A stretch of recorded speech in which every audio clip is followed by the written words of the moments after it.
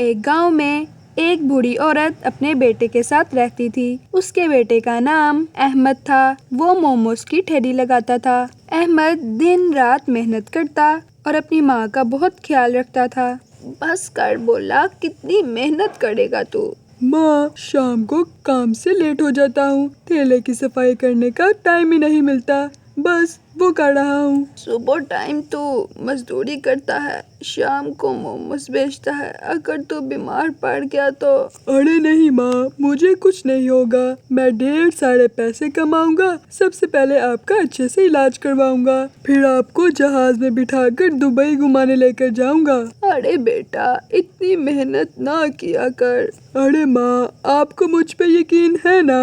ارے بیٹا، تجھ پہ یقین نہیں ہوگا تو کس پہ ہوگا؟ آخر تو ہی تو میرا آخری سہارا ہے۔ اگر تیرا باپ زندہ ہوتا تو تجھے اتنی محنت نہیں کرنی پڑتی۔ ارے نہیں ماں، ایسی کوئی بات نہیں ہے، یہ تو میرا فرض ہے۔ بولا اپنی ماں سے بہت پیار کرتا اور اس کا بہت خیال رکھتا تھا۔ ماں، ٹھیلا دھو دیا میں نے، اب آپ جلدی سے جا کر نہا لو، میں فٹ سے کھانا بنا لیتا ہوں۔ ارے نہیں بیٹا، تو نہا لے، آج کھانا میں بناؤں گی۔ ارے نہیں ماں، آپ کو ڈاکٹر نے کام کرنے سے منع کیا ہے، آپ جا کر نہائے، میں جلدی سے کھانا بنا لیتا ہوں۔ احمد دن بھر کام بھی کرتا، پیسے بھی کماتا اور گھر کے کام بھی کرتا تھا۔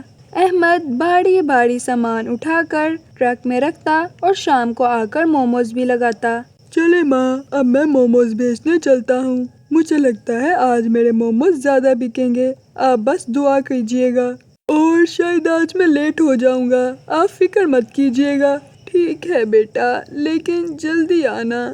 احمد موموز لے کر بازار کی طرف نکل گیا۔ احمد نے اپنا ٹھیلا لگایا اور موموز بیچنے کے لیے کھڑا ہو گیا۔ تبھی اس کے ٹھیلے پر ایک آدمی آیا۔ ارے بھائی، موموز تیار ہے کیا؟ جی بھائی، بالکل تیار ہے۔ ٹھیک ہے، ایک پلیٹ موموز لگا دو اور چٹنی تھوڑی تیکھی رکھنا۔ ارے بھائی، تمہیں کہا بھی تھا چٹنی تیکھی رکھنا، یہ کیا ہے؟ ایسے تو میرا چھوٹا بیٹا بھی کھا لے گا۔ اگر تمہیں موموز نہیں بنانے آتے تو ٹھیلا بند کر گھر چلے جاؤ۔ وہ آدمی اپنے بچے ہوئے موموز کوڑے دان میں ڈال کر چلا جاتا ہے۔ اس بات سے احمد کو بہت دکھ ہوا۔ تھوڑی دیر بعد ایک عورت اس کے پاس آئی۔ بھیا، ایک پلیٹ موموز لگا دو اور چٹنی تھوڑی تیکھی رکھنا۔ جی میڈم۔ ارے کیا بھیا، میں نے کہا بھی تھا چٹنی تیکھی رکھنا۔ وہ عورت بھی اپنے موموز وہاں پر پھینک کر چلی جاتی ہے اور پھر احمد کہتا ہے، ارے میم صاحب، پیسے؟ کون سے پیسے؟ میں نے کہا تھا چٹنی تیکھی رکھنا، اب تو یہ سارے ضائع چلے گئے، اس لیے اب میں پیسے نہیں دوں گی، اس سے اچھا تو میں برفی ہی کھا لیتی۔ اس کے بعد احمد بہت دیر تک گراہکوں کا انتظار کرتا رہا، لیکن کوئی بھی اس کے ٹھیلے میں نہیں آیا۔ لیکن ادھر اس کی ماں احمد کا انتظار کر رہی تھی۔ لگتا ہے آج پھر احمد کے موموز نہیں بکے، اس لیے ابھی تک گھر نہیں آیا۔ یا اللہ مدد فرما، میرا بیٹا بہت محنت کرتا ہے۔ ادھر احمد اپنے ٹھیلے پر اداس بیٹھا اور سوچ رہا تھا، ایسے تو مجھے فائدہ ہونے کی بجائے نقصان ہی ہوتا جائے گا۔ ابھی میں نے کل کے لیے میدا بھی لینا ہے اور سبزیاں بھی، اور ماں کی دوائیاں بھی ختم ہو رہی ہیں، کیا کروں میں؟ بولا ابھی یہ سب کچھ سوچ ہی رہا تھا کہ اس کے ٹھیلے میں ایک خوبصورت سی لڑکی آئی۔ سنیے، مجھے بہت بھوک لگی ہے، میں نے صبح سے کچھ بھی نہیں کھایا، مجھے تھوڑے سے مومڑی کا دے دو نا۔ کیا مومڑی کا؟ یہاں پہ تو کوئی مومڑی کا نہیں ہے۔ کیا؟ جھوٹ نہیں بولے، وہ دیکھیں۔ ارے یہ مومڑی کا نہیں، موموز ہے۔ لیکن جہاں سے میں آئی ہوں وہاں پہ اس کو مومڑی کا کہتے ہیں۔ اچھا ٹھیک ہے، بتائیں کتنے دوں؟ یہاں پر کھانے ہیں کہ پیک کروا کر لے کر جانے ہیں؟ ارے نہیں بھیا، یہاں پر ہی کھانے ہیں اور میرے پاس پیسے نہیں ہیں۔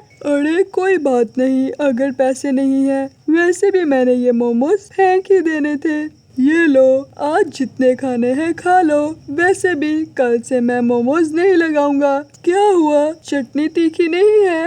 نہیں نہیں، اتنی بھی بوڑھی نہیں ہے، کیا ایک پلیٹ اور ملے گی؟ ہاں ہاں کیوں نہیں۔ ویسے آپ مرچیں کون سی یوز کرتے ہیں؟ ارے وہی کرتا ہوں جو سب یوز کرتے ہیں، لیکن پتہ نہیں دوسرے دکان والے اندر کیا تیزاب ڈالتے ہیں۔ لوگ تو چاہتے ہیں میں فل مرچوں والا کر دوں۔ کیا اپنے گھر نہیں جانا؟ نہیں، میرا کوئی گھر نہیں ہے، دراصل مجھے اپنا گھر چھوڑنا پڑا۔ تو جا میری بچی، یہاں سے چل جا، ورنہ وہ شیطان آ کر تجھے لے جائے گا اور تجھ پر ظلم کرے گا۔ لیکن ماں، میں کہاں پر جاؤں؟ بیٹا تو دھرتی پر چلے جا، تجھے کوئی نہ کوئی اچھا انسان مل ہی جائے گا۔ تو پھر میں زمین پر آ گئی۔ میری ماں کو یقین تھا کہ مجھے کوئی نہ کوئی اچھا انسان مل ہی جائے گا۔ اگر تم بوڑھا نہیں مانو تو تم میرے گھر چل سکتی ہو، تم فکر نہیں کرو، میرے ساتھ میری ماں بھی رہتی ہے۔ احمد اس لڑکی کو اپنے گھر لے جاتا ہے اور جا کر ساری بات اپنی ماں کو بتاتا ہے۔